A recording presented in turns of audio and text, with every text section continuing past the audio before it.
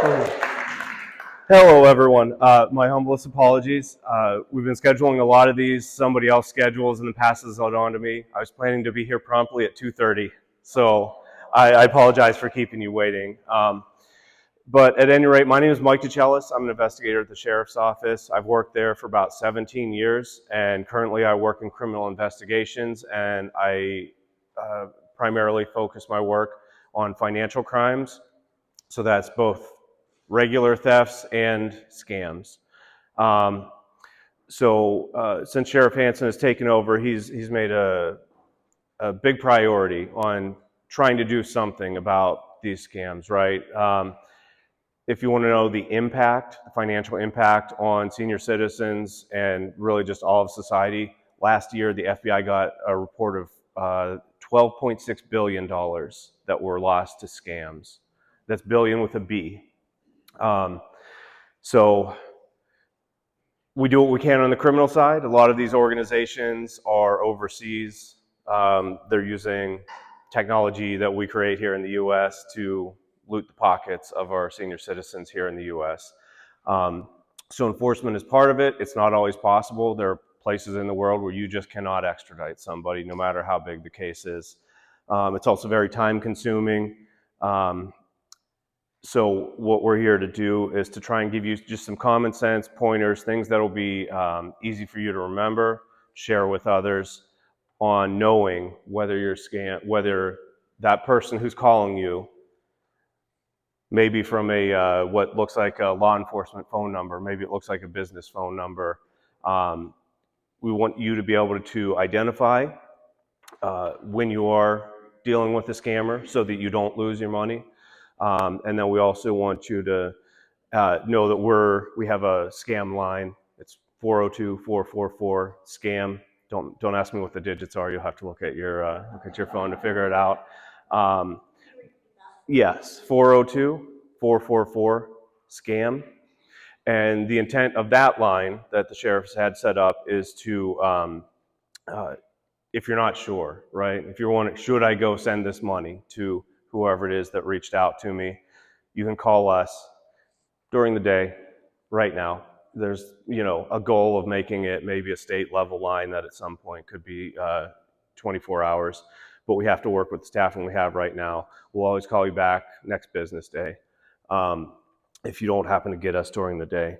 So let's start with the difference between a theft and a scam, right? Both are equally financially devastating to the victims in their own ways.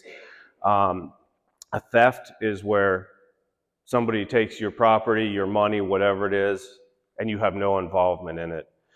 The scam, specifically, it involves your participation, right? You're being tricked into sending your money to the criminal.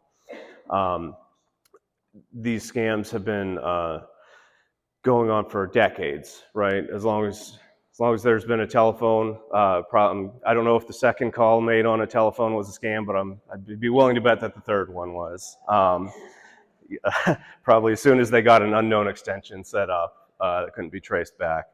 But so I don't want to get bogged down right off the bat on all the different varieties of scams, because there's romance scams, there's warrant scams, there's tech support scams, there's Medicare scams, there's everything in the world that you can imagine, and I couldn't possibly pass it all on to you now and expect you all to retain it. What I'll tell you is commonalities in almost every single scam.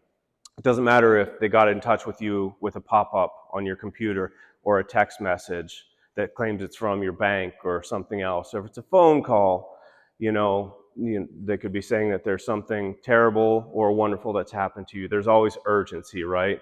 It's always something unexpected. That something might be your bank account is compromised. That something might be you have a warrant. That something might be you won the Publishers Clearinghouse, right? It could be your grandchild got arrested and they're trying to get bond money for him, right? It's always going to be something severe and serious that is meant to knock you psychologically off balance, and something that you then will feel like you need to deal with urgently. So the second component is the answer is always your bank account, right? because they're not making money just talking to you. They will keep you on the phone for 8 hours while you go from bank to bank to bank, to Bitcoin ATM to Bitcoin ATM, throwing away your life savings. But that's because they're making money, right? They're not calling you just because they want to talk to you. There's always the goal. So this is how you identify scams, right? 1, it's urgent. 2, the solution to whatever the problem is always going to be your money and sending it to a stranger. Other red flags, if somebody tells you to lie to your banker about why you're taking out money, or to keep you on the phone while you go to the bank. Maybe they say put it in your top pocket and let's just keep this between us, but I'm going to listen in on your conversation with your banker. That's very, very common with scam behaviors. That's what we see with scammers. So these things, there are scammers in the U.S. It's rare compared to the overall abundance of what we see. Generally speaking, people commit scams that their cultural situation makes them comfortable with, right? The Russians and Chinese will do some very intricate technological things. It might include them accessing your bank account and wiring money directly. The Indians are very comfortable with tech support, right? We've spent decades exporting our tech support industry to India. There are millions of people there who know how to do it, and they don't have a lot of money. So when they get an opportunity to go work at a call center where they're scamming people instead of helping people, for a certain percentage of the population, that just makes sense because they make a significant amount more than they do helping you through your actual computer problems. So a lot of romance scams, which are particularly insidious because they last for years and years and years, and they'll take everything you have and then send you to the bank to get a loan for more. A lot of those, they're not based on any particular technical ability. They're not particularly sophisticated in their methods of how they want you to send money. Those come from Africa, just poor youth in Africa who have grown up in a culture where, probably somebody from Nigeria came to their town and said, hey, let me tell you how you can make $1 million. And all you need is an internet connection and a cell phone. Some of that also comes from, an increasing portion comes from Chinese-run groups in Laos, Cambodia, some of the more lawless parts of Southeast Asia. And they've actually set up call centers that are run by slaves in those locations, like legit. They have shot callers and are operating under threat of violent punishment or death if they don't make money for the people running these groups. If it's 9 times out of 10, if somebody's calling saying that you won the Publishers Clearinghouse, but you've got to pay a lot of fees before you get your $27 million, it's probably a Jamaican on the other side of the line. And again, this is just basically it all. I don't know how it originates. I'm guessing one guy in Jamaica one time called somebody in America and tried this, got a whole lot of money and said, oh my gosh, I got to go tell all my friends about this.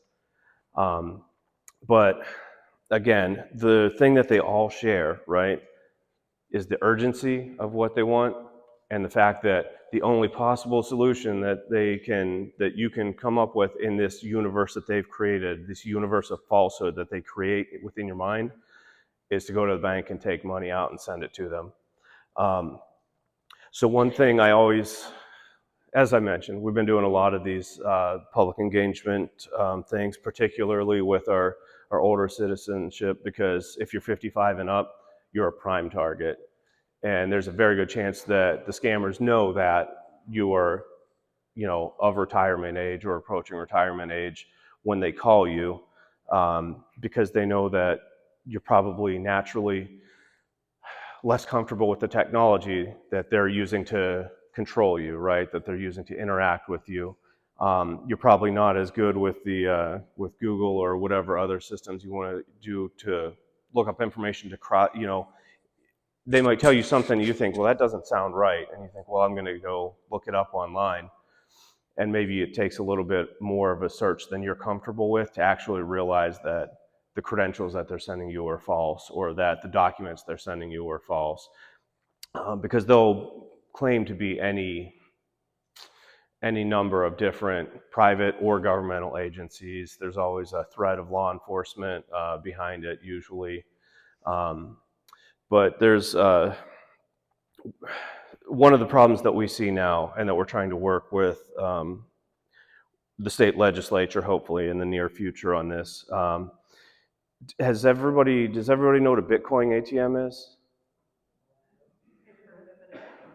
Okay, so there are hundreds of them in Omaha right now. Some of them charging up to a 20% transaction fee. Calling them ATMs is something of a misnomer, because you can put in as much money as you're willing to put in, but you can never get money back out of them. These things serve no function in society other than to, well, I suppose if you wanted to buy some meth on the dark web, you could buy your Bitcoin there, because that's probably the only group of people who are using these devices, these Bitcoin ATMs, willingly. Other than that, what we see are persons like, just like the people in this room. You got that call, you started engaging with the scammer, started accepting the false narratives that they feed you, and then the amount of money that can be lost is limitless. We had a victim recently who was told that he missed jury duty and that there was a warrant for his arrest. But has anyone gotten these calls? What's funny, just on Facebook, I heard that story. Yeah. What I'll tell you is that we know who that group is, and there's an open and active FBI wire fraud investigation into it. They're outside of our jurisdiction at the sheriff's office to deal with, but the FBI locally is very much engaged in hopefully bringing that group, curtailing their activities. So they're within the United States. That group is, which again, it's a rarity to have something, because there are hundreds of these calls going out every day during the week, right? It's a rarity to have a group that with that much of a footprint, because they're scamming people in all 50 states, every territory. They're telling people, in addition to the warrant scam, they're alleging that they'll look up a small business owner and say that they took out a PPP loan and they have to pay it back, or there's going to be a warrant for their arrest. You know, people who have some skin in the game, and they might panic and say, well, I didn't do it, but somebody did in my name and I'm going to have a consequence.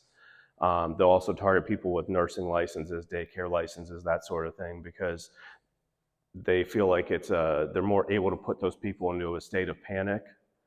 For one thing, they know they have money in the bank, generally speaking, and for another, it allows them to put them into more of a state of panic, because now it's not just their freedom that they're afraid of for this warrant, it's also the business license. So yes, that group is in the U.S. We have to rely on our federal partners in this case to deal with them.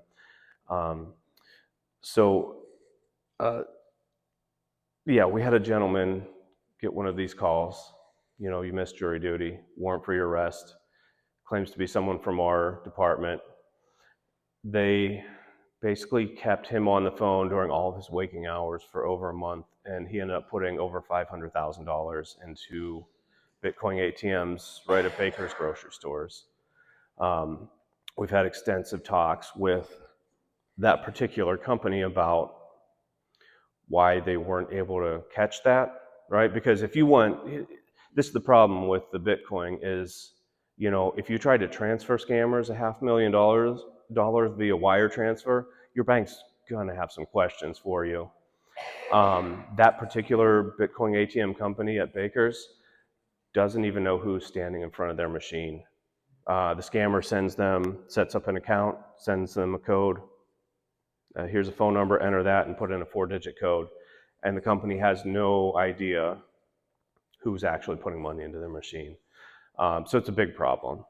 Some of the other Bitcoin ATM companies have a more rigorous process of knowing their customers in place.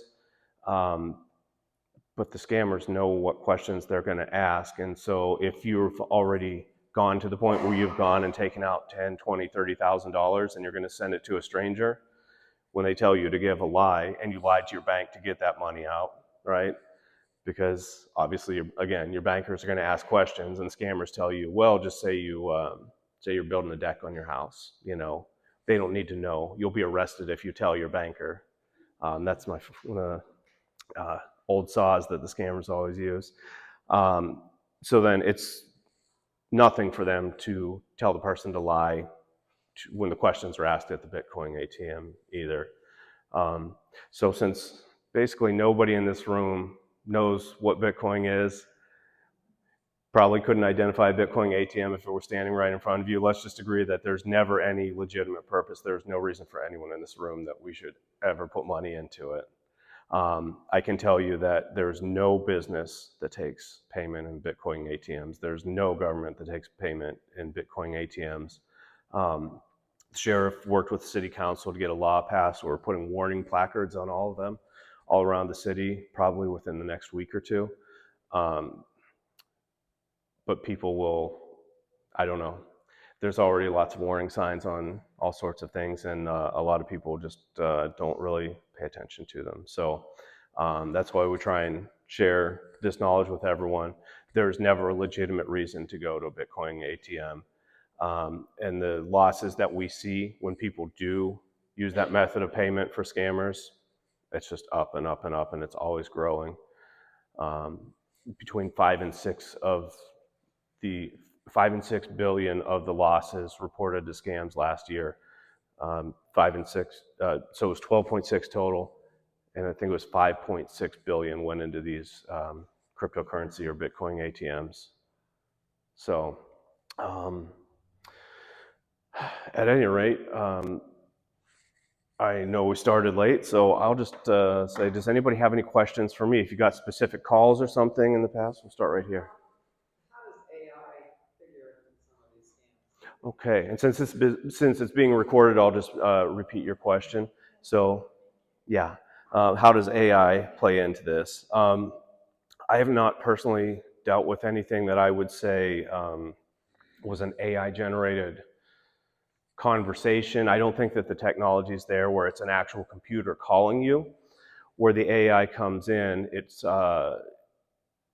probably very useful from an organizational standpoint for them to use that to pull as much data as is available for you online.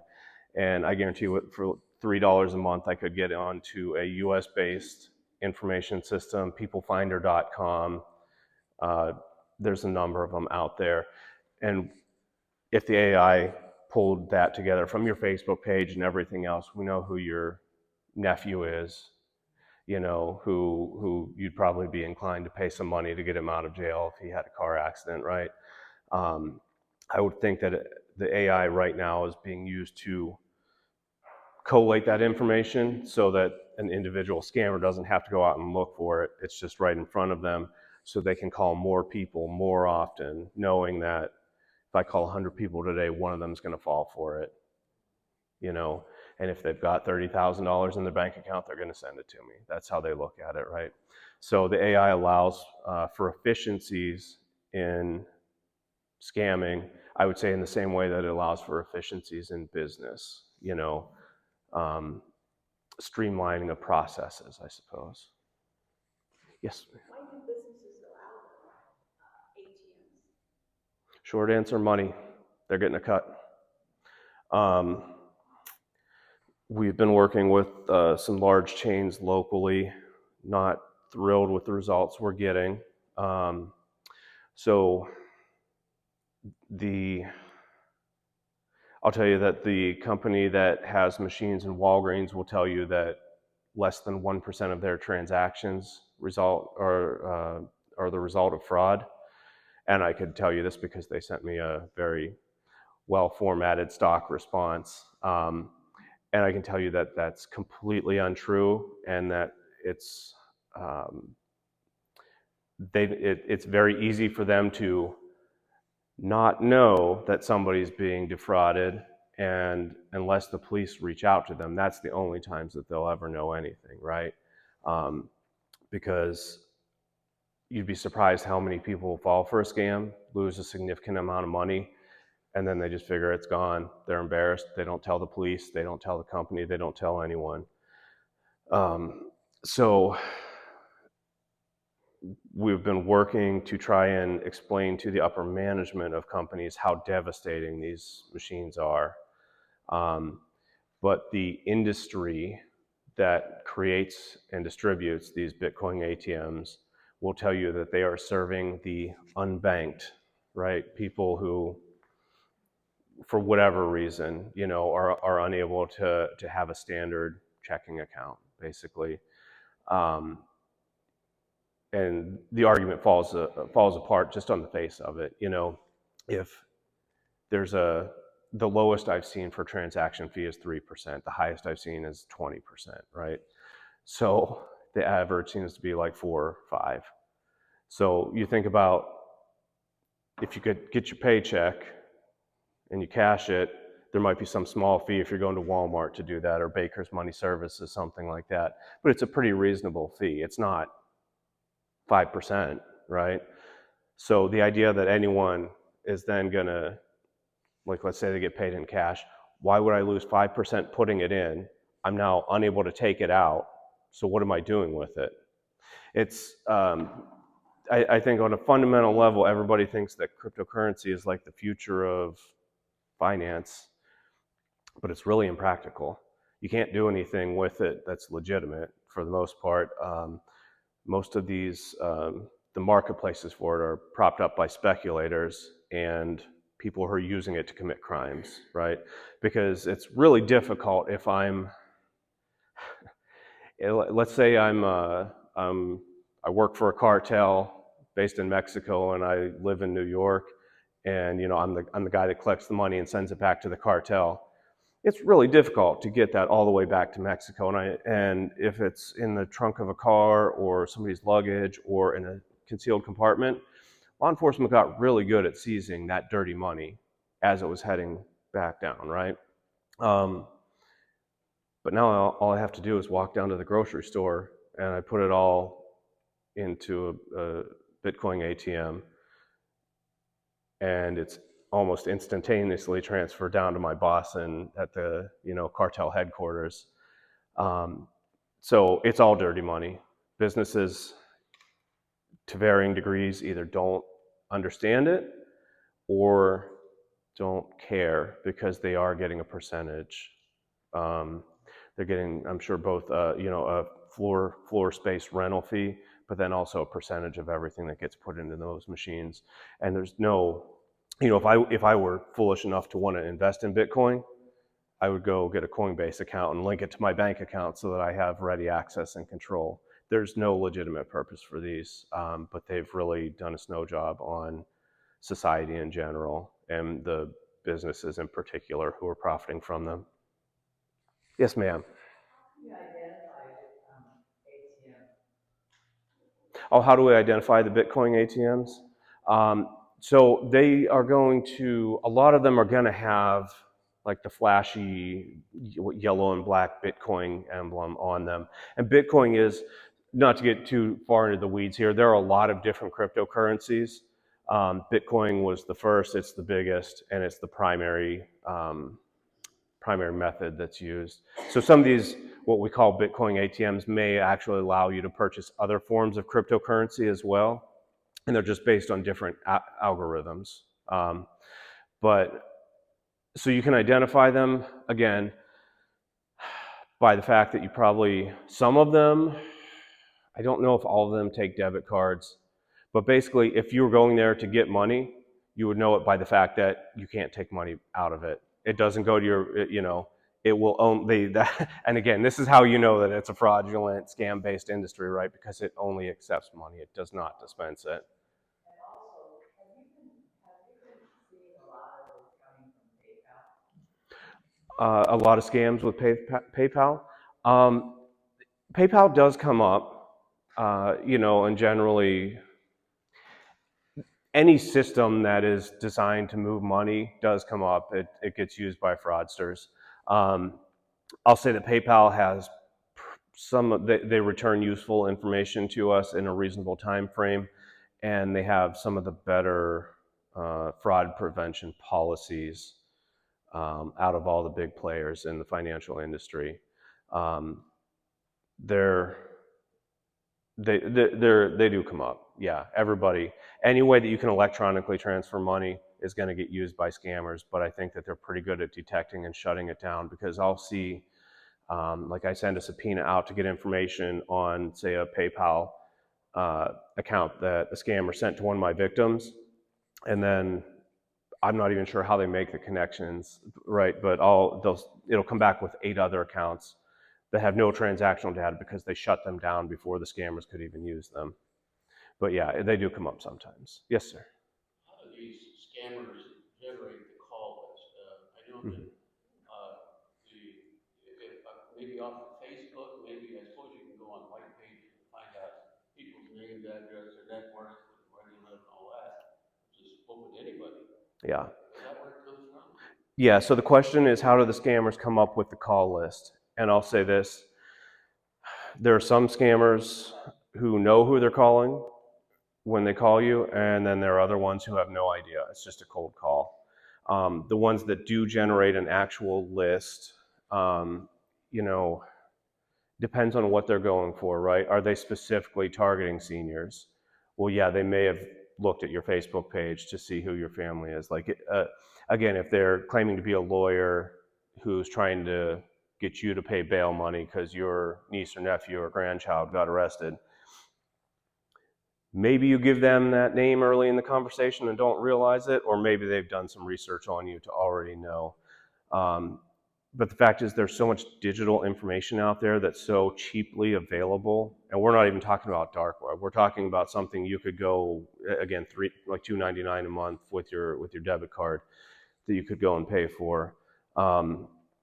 That there's so much digital information out there available on all of us that when they determine who their victim is going to be, they have no problem finding a phone number for you most of the time. Another way that you might target seniors is, are there any Nancys, any Marys, Patties, Betsy's in the room? I'm guessing none of you have any grandchildren with those same names, though, right? Names tend to go in generational cycles, and so if I'm Jim Bob over in Africa looking to set up a romance scam, and who do I want to search for online to reach out to try and make contact with? Maybe I'll just Google what was the most popular U.S. women's names in 1944, right? That's a possibility. There's just you think about how many, none of us even pay attention to data breach. The news says the data breach, 54 million people's information was stolen. That all ends up somewhere. And it's probably sold off pretty cheaply on the dark web, I would think. So compiling the lists when it's your full-time business, that's just like customer research for a regular business. But sometimes when you hear about the data breaches on TV, it's happened already like months ago. And I've even gotten a couple letters in the mail that says our company was breached. Yep. Whatever, we'll give you this, like LifeLock or whatever for 1 year free or whatever. But I'm like, it's already been 6 months. Yep, and I've had victims who I got a report on initial identity theft, and they got their free year of LifeLock, and then in the 13th month, they had another attempted identity theft. Basically, at this point, just assume that your information is out there. If you get something in the mail and need to file an identity theft report, then that's probably about the time that I would go in. If you're not comfortable with computers, have a son or daughter help you. It's a fairly simple process to freeze your social security number with the credit bureaus. You can do it online. Basically, you're setting a password that nobody can open a loan account with your social security number without that password. So just don't share that with anybody, and that'll protect you from most identity theft. I guess on a related topic, you are never responsible for being the victim of identity theft. that's the business that originated the loan, the credit card, the whatever it is. If your bank account gets hacked, which is very rare, but somebody gets a hold, figures out what your password is, you know, maybe they compromised your email and got it through there somehow, I don't know. Somebody skims your credit card and uses it all over the place. You're not financially liable for all that, your bank is. But if you go and take out the money and send it to somebody, there's no bank in the world that's going to pay you back for that. There's no coming back from it. We are working on legislation that would allow us to seize suspect bank accounts. But the reality is they know what they're doing. By the time you get to us and tell us that your money was taken, it's hopped through so many different accounts and methods of transfer that there's really no chance of us getting it back 99% of the time. So again, it always comes down to there's nothing so urgent, no matter what they're telling you on the phone, the email, the text message, there's nothing so urgent that you can't start asking around, see, does this sound legit, right? Because once the money's gone, it's gone. Yes, ma'am. So Oh, sorry. the LifeLock, Mhm. is that worth it or is it not? I mean, it's more your bank that's responsible. And what if you have other things other than like the bank, like an IRA or something like that? Yeah, basically the entire financial industry, again, if you're not involved in it, then the entity holding the account will make you whole once their internal investigation is complete. As to, is LifeLock a good idea? I don't know. I don't have it. It's a legitimate business. I have people who have found out about accounts that were opened in their name through services like that. So they do what they say they do. Does it actually protect you? I don't know. I mean, it's just you find out about it a little sooner, maybe. But if the peace of mind is worth whatever their fee structure is, then by all means, it doesn't hurt. Sir? What's the motivation on the warrant scam? I mean, from a standpoint of, if somebody called me and said, there's a warrant for my arrest, I said, fine, that's where I'm gonna be right here, so. So the progression of the warrant scam is, okay, well, I'm Sergeant Sampson from the Sheriff's Office. Never mind that he retired a year ago, but they're using his name a lot. So again, they're keeping you on the phone, right? Once you've called them back, they'll leave you a voicemail that says, you need to call me regarding an urgent legal matter, things like that. You call them back. They're reading from a script. Scammers always, it's scripts that have been refined and refined and refined to do the most damage, to convince the most people to part with their money. So he's going to tell you a bunch of gibberish about this jury duty warrant, which we don't, trust me, we have better things to do. You know, and how many thousands of dollars you owe him for this. And then, you know, it's going to be probably 5 to 7 on the initial thing, because they know you can go to the bank and take that out, and it's probably not going to raise a lot of red flags. And they're going to say, okay, you need to take that, and you're going to be paying that at the sheriff's office. But then while you're on the way, they're going to say, wait, no, you're going to be arrested if you go there. So go to our kiosk over at the Walgreens across the street, and put your money into that Bitcoin ATM. And if you do that and you continue to take their calls, then more warrants are going to pop up. And they're going to say, well, now the U.S. Marshals are involved, because apparently the things people fall for, I mean, and even most scam victims, when they step back, they're like, I can't believe I believe this nonsense, right? Like, why would U.S. Marshals care about you missing jury duty in Douglas County? I don't know. But again, it's the initial thing. It puts you off balance, and it suspends your higher reasoning functions, because you're now in fight or flight, and you're just following instructions. But that's the progression of it. They get you to get the money first, and they know when the bank's closed, right? They literally shift their operations by time zone. Because why would they call you and if they can't keep you on the phone and long enough to get to the bank while it's still open? Yes, sir. So again, back to how do you prevent yourself from being on the list, the call list, whatever it is? There's The thing is, if they break into, say, MasterCard's database, there could be 1 million people in that.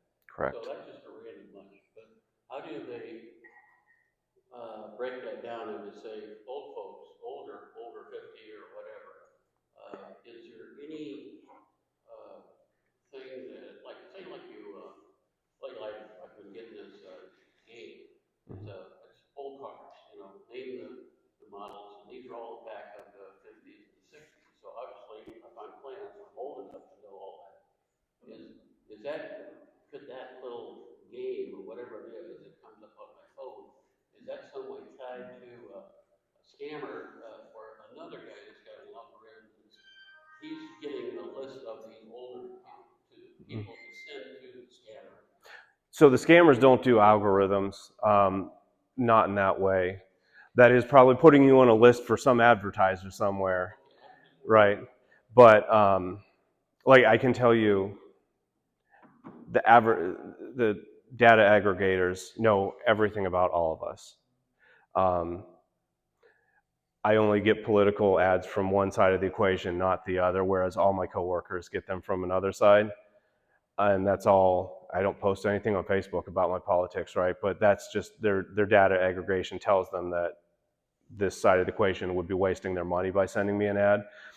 The scammers are not that sophisticated, but whenever they get 13 million people's information, then that goes onto the dark web, which cannot be shut down because it's decentralized. It's operating on servers in countries that actively facilitate crime. And then the scammers will go and, well, I want, let's buy 100,000 people's information, right? And then maybe they have AI that scans through and they read the dates of birth and pick out the people that they want from there. But there's no master list. This is very decentralized. This is hackers who specialize in stealing the information and offering it for sale online, and then lower skilled scam operations and criminals of all types, all the way down to the individual little gangbangers that buy your information so they can buy some clothing online and have it shipped to their house with your credit card. There's no centralized repository that you can go and remove yourself from it. Once your information is out there, it's out there. And I just assume that all of our information is out there, and it's just a matter of time until either the scammer reaches out because we hit their profile of who they're looking for, or just because somebody steals your identity, and then you have to go through the whole process of getting the accounts closed and taken out of your name. Is there any particular caution that we should be aware of when we're on the internet? I forget this. I mean, something that would create a trail for a scammer to come back to you. That's not. An ad or whatever. So the scamming is a volume business, right? And again, it might be, well, we're sending out 10,000 text messages today, or it might be we're doing 500 pop-up windows. I'll tell you this, if you get something that freezes your computer while you're on the internet, a pop-up window of some kind, the last thing you ever want to do is call the phone number that they provide you to come up with a solution. Try and close the window. If that doesn't work, shut it off, turn it back on. That should clear basically anything that happened while you're online. And if not, then go to the Geek Squad, but never call the number on the pop-ups. Yes, ma'am. As it was, it's been about a year, I was almost scammed because I basically got an email that said, here's the receipt number for, I'll say it's McAfee. I don't remember what security it was, but anyway, and for like $125, I'm going, what? I didn't buy this. So then you start doing it, and and then it's, well, I'm talking to a person, and he says, well, if you want to get your money back, do this and start filling out this return form, and I'm going, this doesn't sound right. I know this. And so the line finally was, well, now go to your bank, and then I'm going, nope. Nope. I said, you know what? That just proves that this is a scam, and turned off computers and all. Yeah, I'm glad that you caught on to the red flags. And a lot of times, again, when they're targeting older citizens, that scam, 100% from India, right? Because yeah, I really don't. I promise. Accent, but anyway. Yeah, no, I promise you, it was. So they like to impersonate these tech companies. Sometimes it's Amazon, sometimes frequently it's antivirus, sometimes it's Microsoft, and your computer needs an update. And Microsoft's never reached out to me proactively, but you know, they know if they send that pop-up window that freezes your screen saying you can't use your computer until you call this number and do whatever we tell you to, you know, that's going to induce that initial stage of panic that then allows them to walk you down the primrose path into the point where they've built up a narrative inside your own head based upon the script that they're reading to you, where the only logical thing you can do is send them this money, because otherwise all this was for nothing, right? Yes, ma'am. Sorry. Can you say a little more about the dark web? I recently got a letter that from some health organization that my information was compromised. Yes. So I was supposed to go to IDX to get the monitoring. And once I had gone on there, then it said, we recommend that you also give us additional information so we can monitor the dark web information. Yes, and that would be a service like LifeLock. There are other ones out there where they will go out and. Okay, so picture the dark web as the cantina from Star Wars, except online, where they say, I don't remember the exact line, but you know, you'll never find a more despicable pit of terrible people. Let's just say that. But some of them are very tech savvy, so they'll set up these exchanges that if you get on there, and I only know this because I've been through trainings in it, but you have to go through the Tor browser. We don't need to get into the details, just say it's bouncing your signal all around the world. For all intents and purposes, you're completely anonymous whenever you're doing this. Except you still have buyer-seller relationships, right? So if I'm buying 100,000 people's credit card information from you and none of them work, well, I'm going to get back on that marketplace where I sold it, which is run by another criminal, and I'm going to say, well, here's what happened, and then your rating is going to go down, so nobody's going to buy stolen IDs from you, right? So there's a premium for the fresher information, I think. And the drug dealers are the same way, you know, like, hey, I mailed you 100 fentanyl pills, and here's the shipping receipt. So it's not my fault I didn't show up. The cops got it midway, right? But it's just like it is literally, they have the individual marketplaces throughout the dark web that are set up just like Amazon, just like eBay. To include the 5-star rating, drugs always show up, right? Or 5-star rating, like all these people had 700 and up credit scores, for the list of people that you gave me, so I could go and steal their identities and open credit cards and stuff. So the dark web is like that. It's also slow because the signals have to be bounced everywhere, and because they're running not through like a central Google mainframe, right? It's all these little programs operating, little servers all over the world. It's honestly, it's kind of like the internet was in the very late 90s, where you could get online, but maybe it was going to work, maybe it wasn't. But that's the marketplace that these people use, and that's the price they pay for the anonymity in which they exchange this information. So if you get that notification from LifeLock that your information's out there, it means somebody's selling it, somebody's buying it, somehow they got in on that transaction, maybe they bought it themselves. But it doesn't mean the person who sold it doesn't still have it, right? They may sell it, they may say, these are yours for 30 days, and then I'm going to sell it on to the next guy for whatever's left. Yes, ma'am. You mentioned PayPal, but I know there's some, especially younger people that use Venmo. Are these a problem? All of them.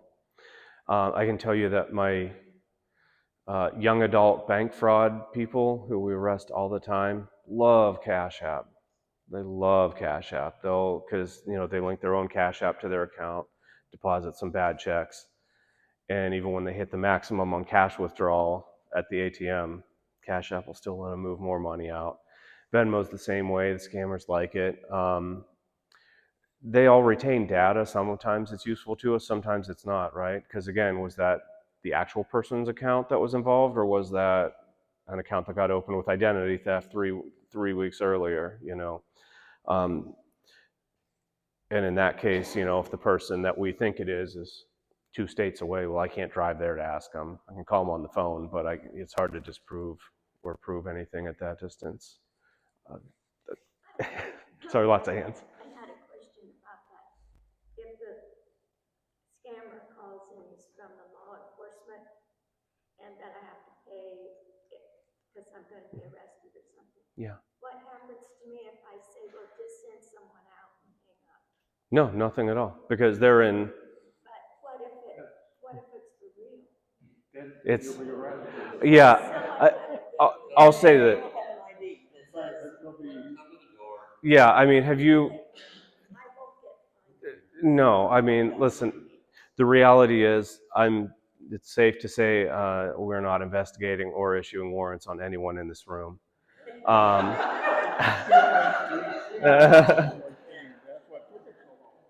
And realistically, you know, there may be there are instances where I have to talk to somebody, you know, about involvement in some fresh case, and I'll tell them, by the way, you have a warrant, like just go turn yourself in and get it taken care of. But it's like, you know, like a traffic warrant or something. I'm not driving. It's not driving halfway across the city to arrest somebody on an OPD no registration warrant. But you know, whether it's jury duty, whatever they're saying, like let me say this: one of the more common things in scams that are alleging you have a warrant is that your identity or your social security was stolen and somebody's smuggling in drugs across the border, and they'll send you pictures of SWAT teams and scary Mexican drug cartel people and guns, and we don't write warrants for identity theft victims. I can tell you, you know, I have scam victims who launder other scam victims' money, but they're not aware that they're committing a crime. It's all a part of the broader scam, right? I don't write warrants for those people either. No one does. So there's nothing. Yes, tell them, come and get me, and then with a follow-up, you can just call the sheriff's office and say, hey, somebody said I have a warrant. Can you look me up and tell me? Because if they're calling from there, like, you're no more at risk of arrest if you call us back at an actual real number, you know, because you're still just talking to us on the phone. Yeah. Yes, sir. About a year ago, we talked about scams when you get a phone call. Mm-hmm. I got an email from my bank that appeared. Mm-hmm. And it said something about there's a problem with your account. Mm-hmm. And had the logo, it looked like it came right from my bank. Mm-hmm. But the phone number was a goofy number, it wasn't local. Yeah. It clearly wasn't the state of Nebraska. So I looked at the address where it came from. I knew it was a scam, so I just forwarded it to my bank and said, hey, somebody's using, you know. Yeah. But it was clearly a scam. Bank impersonation, emails, and texts are an ongoing problem. Always will be. I'll just say never click on any links in them. If there's a problem with your account, you already have you already have your online stuff, right? Close that email, go to your actual bank website. Because I can tell you, it's not a particularly difficult thing for the scammers to steal the look of your bank's login. And in those instances, that's what they want. They want your login so that they can then take over your account. They're going to change your login credentials to your online, and they're either going to deposit false checks into it, or they're going to use it to hopscotch money from other people's accounts. So like if you have $5,000 in your account, and they also get a response and a password for somebody with 50,000, then they're going to start moving that money in whatever chunks they believe they can successfully do it through all the accounts they control to an end destination. The one thing that I had been told about with scams and whatnot, especially with logos, is to look to make sure how crisp and clear they actually are. Because sometimes they're a fake, and if you glance at it, it looks like it's real, but really look at it and it's probably a copy. And so it's like one generation down, so it's not. Yeah, and don't be afraid to not just whatever the name displayed on the email is. If it's an email, if you actually open it up and look at the domain name after the @ probably not going to be centrist.org, right? It's going to be something you've never heard of because they just made it up. But never trust phone numbers. Phone numbers mean absolutely nothing in today's day and age. They can be outright falsified, or you can just rent, or I don't even want to say rent because you don't have to pay anything. You can obtain a number in any area code for $0 in about 30 seconds. Yes, ma'am. There for a while, I was getting calls several times a day from somebody, your healthcare provider, who wants to send you a brace for your back pain or knee pain. Yeah. Is there anything, I mean, I know it's a Medicare scam, trying to get. So this comes up pretty frequently in these, and I honestly do not have much criminal investigation experience of these companies that target Medicaid recipients or Medicare recipients. I think that they're on a spectrum where some of them are offering garbage products and they just want to get that check from the government, in your name, basically. All the way up to legitimate businesses that are trying to sell you something that they think you might actually want. And then there's some that are in between where like, well, maybe this is an outrageous price, but you're not the one paying for it, and maybe it does still benefit you. So I'll say I don't think that a great deal of them are what we'd actually call scams. Some of them are probably just bad businesses or predatory businesses, but probably technically still legal. But then there are other ones where they're just trying to get your personal information, and how you tell the difference. I would say I always tell people, just if you have any doubt at all, just don't do business with them, right? Just don't do business with them. Just go down to the pharmacy and see what they have to say, because they'd be experts. But I mean, I've read about Medicare being scammed out of so much money because of people sending these braces or stuff to people that don't need it, it wasn't prescribed. Yeah. Billing Medicare and getting all the money for it. Oh yeah. I mean, I've heard stories of people being put on hospice through Medicare for 5 years, and they're perfectly healthy individuals, and they don't know anything about it. But the company's getting their $179 a day from the government, right? I'll say I'm concerned about citizens losing money. The government is such a train wreck and probably not getting any better anytime soon that, they have their own ability to investigate and take fraud prevention measures, and they should do that. So You don't have any recommendations on how we can, just deal with the business you can walk into and talk to a human being. Let's I have a question, but before I haven't got those, but I look at my insurance bills when I get them, or Medicare across the river. Anyhow, in the last year, I had one that's like $3,000-4,000, and I didn't even recognize what the counter was. And I looked it up, and I thought, I've never seen that, in case we go. Anyhow, I called Medicare, like you said, they took the information, and it's a fraud, they said you don't believe how many people feel that, and you don't even know, you don't even have to say it. Yeah. My question was, on the Bitcoin thing, and I'm just curious, you put the money in, you can't get it out, where along down the line, and how do they get the money out? So you have to go to an exchange. So Binance, Coinbase are some of the big names that you'll probably have heard of. There are about 1,000 more, half of them based in China or wherever. Even the ones that do most of their business in the US are technically based in, say, the Seychelles, or, it's all tax avoidance, basically. So some of those exchanges, so basically at those points, you can either transfer it out in another form of cryptocurrency from those exchanges, or you can link it to a bank account that accepts it somewhere. China is huge for money laundering, so a lot of it to be cashed out, and we're talking like the tens of millions of dollar scams, a lot of it really does end up there. But there are banks all around the world that, if it's coming from an exchange, and once they have it, it's verified, they'll give you the cash for it.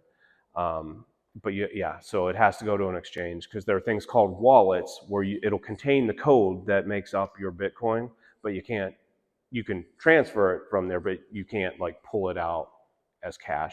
So it has to go to an exchange where they're willing to, where it's a business that's willing to accept that cryptocurrency and give you fiat currency in exchange. Um,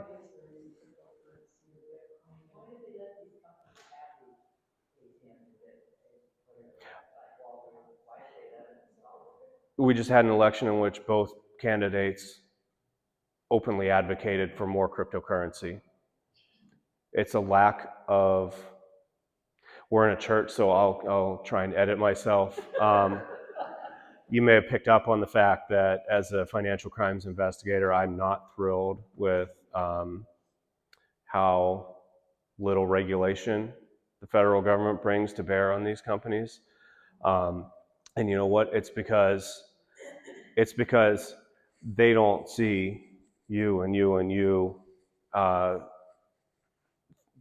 times a week after you've given away half your life savings, right? So I would say I would always encourage advocacy with your federal representatives, because these are global problems but can only be dealt with here nationally. We can work around the edges on trying to cut into how much our losses in Nebraska are. But realistically, the federal government needs to step in with a heavy hand and regulate all of these companies the same way that they do banks, and they're completely failing to do it. And I promise it's not going to happen in the next 4 years. And he did mention earlier that the store, like if it's in a baker store, the baker store makes money for having it in their store. Yeah. So they're just thinking of it as another easy way to make money. Yeah. People in their store and. Yeah. It's dark. It's dark, and I wish I had an answer for you. It's a lack of anyone in the government caring. Yes, ma'am. In about the last 4 months, I've gotten 2 postcards that are not, they're addressed to me, and then they know my bank. And then they have these telephone numbers listed on there, because they're trying to scare you into calling one of those numbers, I think, to be sure you have your mortgage insurance. Oh, which? So when I got the second one, I'm calling the bank. Yes. And Yes. they had, my insurance company on record, which I was pretty sure. But I thought, I wonder what would happen if you called one of those numbers, and could it be a legitimate insurance company, maybe? I would say a legitimate insurance company wouldn't do business that way. However, it could be a predatory but still technically legal insurance company. Yeah, bank local, and if somebody tells you there's a problem with your account, go to the bank and ask them. Yeah. Okay. Oh. Do you think that those postcards that you get, like we want to buy your house, we'll pay cash, do you think that those possibly lead, They'll give you cash for your house. It'll probably be 30% of what it's worth, but if that is a different kind of scam? I mean, I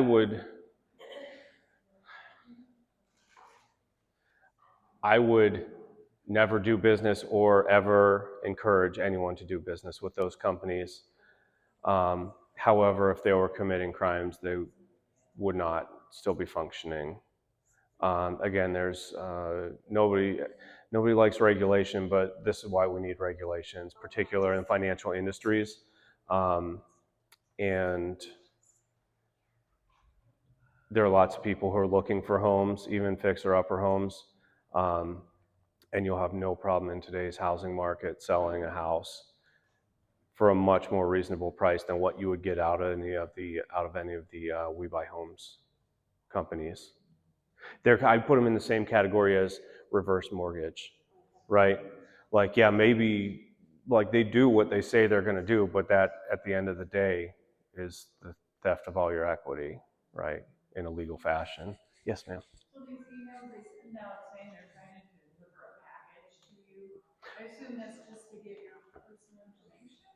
I never opened them. No, that is either, I think that one, they're trying to get your credit card information. What was the question? The question was the text messages you get that say you have your package is delayed, you need to call. I mean, for one thing, just think about it. How would the post office ever know what your phone number is? They don't collect that. They don't have that. So I've not seen anybody, I've not had any reports on anybody who's actually gone through and fallen all the way through for that. Now, they get more than 70% of people, I think they say, click on the initial links. So I don't know exactly where they're going with that. It could be as simple as like, enter your credit card information to pay this $10 and then they bill you $1,000. I don't know. Or it could be more in depth where it turns into one of the other scripts, like, but your account is compromised, and so they'll try and get you to download access, the remote control software access on your computer. There are any number of ways that they could go from that for somebody who does decide to engage with them. I don't know which way specifically they're going on that one. There's some lookup numbers too that you can do if you get a call, right? To see. You can Google a phone number. The problem is that, so there are about 2 or 3 companies that own every internet-based phone number, just millions and millions and millions of phone numbers, and they rent them out, they lease them out in blocks to applications that you can download on your phone, and then you download that application and then you give them an email address, which they probably never even verify whether it's true or not. So they have no identifying information on you, and you can just, for free, have a phone number anywhere that you want. So basically, a scammer, somebody could be using that phone number to scam somebody right now, and then it gets flagged, then they're not getting enough of a response from it. They'll just switch to another one. So they're not holding on to these phone numbers for long periods of time. The only people who do that are like the romance scammers or the long-term, the people that engage with you for a long time as scammers. That's Deputy Murray over there. Again, like I said, we were given the wrong time for when to be here.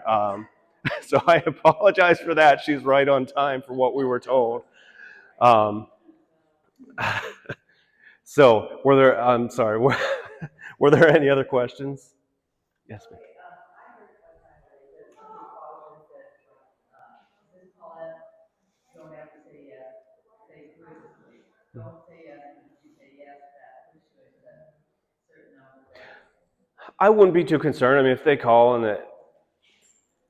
I wouldn't be too concerned about saying, yes, that's who I am. But I would say, if they say, your nephew got arrested and needs bail money, don't say, little Johnny, because then they're going to say, oh yeah, of course it's little Johnny. You're going to forget that you just gave them his name, but they're going to use that to just dig their hooks into you. So, You know, on Facebook, they're talking about Facebook. People need to go into their settings and set up their privacy. oh yeah, definitely. Yeah. People that you know can see what you've got. Don't put your pictures on there, everybody can see. Yeah. And change your passwords on your bank accounts occasionally, something really hard. And your email, all that. We're at work, we're forced to do it. Hi, Danielle. I explained to them that we were told 2:30. I got a call and frantically drove out here, absolutely almost obeying the speed limit. Did you have the handouts? Okay. Yeah, do you just want to hand a few of those out? We're literally just doing kind of final question and answer here, I think. So,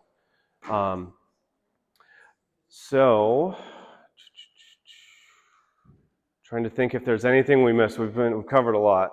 So when we see stories on the news, like a roofer came and he only did half the job. Yeah. Left Yeah. the homeowner with all the things, but and Mike McKnight, as Yeah. does a story and somehow he is able. Is he working with you guys, so to speak, or like are you in with those? That's business. So I handle all types of financial crimes. I have charged a number of local contractors with a number of felonies for theft by deception over the years. Mike McKnight does have my email address and reach out to me from time to time. What I'll tell you is this, that generally speaking, if there is a contract in place and there's a dispute over what was or wasn't done, that's going to need to be resolved through civil courts. However, when there are multiple victims of the same exact pattern of facts, you know, the guy who was meeting people in Home Depot claiming that he worked as one of their contractors when in fact he didn't, and then he'd take money and then do nothing, right? I've charged that guy with, I don't even know how many felonies. The pool guy, you might have seen that one in the news. Take 90% down and leave you with a hole and some rebar in your yard and no pool. Those cross over into the criminal realm because we're able in those instances, due to the repetition, to show that he intended to commit a crime from the outset, not that he's bad, because it's not a crime to be bad at business and not be able to fulfill your contracts, right? That's a civil matter. That's literally why we have a separate civil justice system, where an actual judge can sit down and parse through those detailed facts. So we should call you not Mike well, I'll say if you have 3 or more victims of significant losses in the same fact pattern, sure, go ahead and call me. We'll see. It's just tough. Anything that involves a contract would, the vast majority of the time, need to be handled in civil courts. It's only in those extreme instances where I can show that not just that you took money and didn't do the job, but that you intended that at the time. You know, like if you're giving false invoices, stuff like that, that shows intent. Right. Didn't pull permits or something. No, permits is a regulatory thing. You'd be surprised how many contractors don't pull permits. I'm kind of leading into, Mhm. so like there were terrible storms all summer long. Yeah. And like this person came and knocked on our door, and my husband answered, and he needed to look at our roof, and so he looked at our roof, and we have damage, and he gave us all this paperwork that said they were based in Omaha. And as I read through the brochure, when I came home, Nebraska is not even a state that they cover. Yeah. No, they'll come in and they'll rent an office, and then they are technically based in Omaha, right? Yeah. Think about, okay, so basically we had to start all over because this company is actually not here. Yeah. And all I kept saying is, thank God we didn't pay out any money. Yeah. Because then that would have been. Well, they still might have done your roof. I mean, there are plenty of traveling.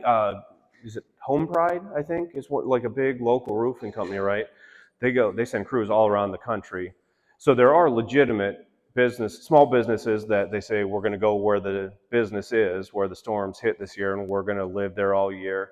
I have a long-term Airbnb across from me at my house in Benson, and it's, I think, somebody who came in for storm damage who's just been living there all year. So they're not all scammers. That being said, I would probably choose to go with a local. Yeah, they're misrepresenting themselves. Said that they were a locally based company, but then when we Googled them, Yeah. we couldn't find them anywhere. And then in the brochure, like it actually had Yeah. in the small print, like these are the states we're licensed in, and Nebraska was not a state. Just do some online research, some customer reviews on who you're gonna hire, because there are plenty of bad local roofing companies as well. Okay. We got more over here. So I feel I'm more comfortable when it's a business with people in that role, but I probably would find myself reacting more if this is a grandchild on the phone saying, Grandma, this is happening, I need help, and Yeah. those personal relational things. Is there much of that going on anymore? Because maybe they've gotten smart and they know we're more smart or not. I don't know, but do you have There's- tips on how to There are not a ton of those. Last year, there were some people, and they'd done a lot of research on their victims beforehand. They'd call and say, we've kidnapped whoever your relative is, and demand money. They're not as common. I was able to identify 3 of them. I did some work on it. Ultimately, best I could get back to was this used to happen a lot on the southern border. It was people in prison in Mexico who were making the calls on behalf of their cartel handlers. We only had 1 victim locally who lost any money to it. I just think it's too much. It requires so much prep work, and then it also requires that you just happen to also not be able to get in touch with the relative. You know, a more common thing is the, your grandkid got arrested or whatever. I would say just exercise some common sense. Find out what jurisdiction they're in. If it's true, you can go to that county's jail website and see, right? Like if you get booked into Douglas County Corrections, any one of you can go and look online and see that.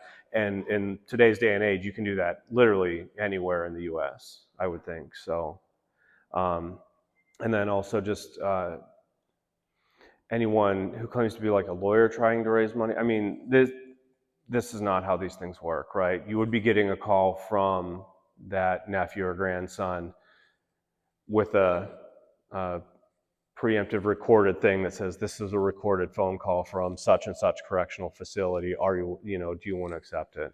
So just don't, again, it goes back to, and actually thank you for bringing me back to my primary focus, right? If it's urgent, unexpected, and the only answer is your money, it's a scam. I would have forgotten to circle back to that, but that really is what it comes down to. If it's urgent, either good or bad, and they won't let you off the phone until it's resolved, and the only resolution is your money, always a scam. Sir, you had a question too? Okay, thank you. Yes, thank you. I appreciate you all waiting for me. I know it extended your afternoon a little bit. I'm glad that it was information that was bad that was passed on to both of us, so now I know that I'm just not the idiot who couldn't write down on a sticky note the correct time. So you've all got the cards that we had there. Share whatever, if you've learned anything today, share it with your peers, with your neighbors, with your friends. Again, the government is not stepping in to ride to the rescue on this one. We do what we can locally, but we all have to look out for each other, and we all have to look out for ourselves and do our best to not become victims. And it sounds like you welcome, that's the right word, if there's a question that people wonder if they're being scammed. Yes. It's okay to call, not just if you gain money, but if there's concern. If you are concerned on, I'll tell you, I don't need to know every person who gets a call and doesn't lose money. If you are concerned as to whether or not you're being scammed, and you're not sure if you should send the money, you haven't done it yet, but you're still not sure, please call us. There's 2 of us that these get forwarded to. There are days where we might be out doing search warrants. We get back to you as soon as we possibly can, but if we're not right there in the office when you call, it might take a day, or I guess if it's the weekend, it might take until the following Monday. But again, the scammers are all about the urgency, right? Just take a step back and say, why are you pushing so hard for this? Okay? That's the number on here. 444 scam, yeah. Okay, well, thank you for having me, everyone. Brag about these 2 people that are in their jobs, because I didn't get a chance to really introduce you. So what little I was told about you is that Michael has worked 17 years in the criminal investigation division and just received Deputy of the Year.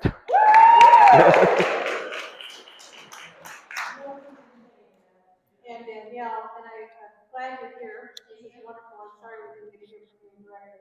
Has been 13 years in the Omaha Police Department and has recently joined the Sheriff's Department about a year ago. And she answers the Rural Patrol 911 calls, which is very important. She's also the liaison for the retirement and assisted living communities, which a lot of us have some sort of relationship with those 2. So we do appreciate your time on a Sunday to come join us and help us learn more about how we can do the right thing in these circumstances, but you are very much valued by all of us. Yes. Well, again, thank you all for waiting, and sorry for the mix-up on the time.